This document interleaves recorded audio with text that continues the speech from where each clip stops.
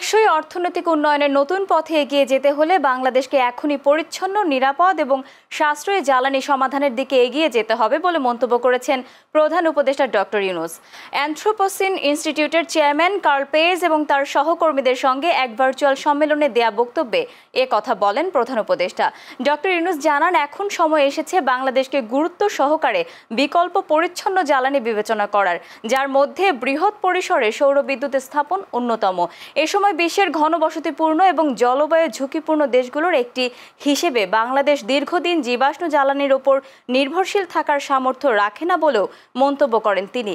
Curl page তার বক্তব্যে নতুন প্রজন্মের পারমাণবিক প্রযুক্তি ও হাইব্রিড সিস্টেমের সাম্প্রতিক অগ্রগতির কথা তুলে ধরেন। তিনি বলেন, এসব প্রযুক্তি নির্ভরযোগ্য, শূন্য কার্বন বিদ্যুৎ উৎপাদনে সক্ষম, বিশেষ করে ভাসমান বা বার্জ মাউন্টেন রিঅ্যাক্টর তুলনামূলকভাবে কম খরচে, কম রক্ষণাবেক্ষণে দীর্ঘ সময় ধরে বাংলাদেশের ক্রমবর্ধমান শিল্প খাতের বিদ্যুৎ চাহিদা পূরণ করতে পারবে।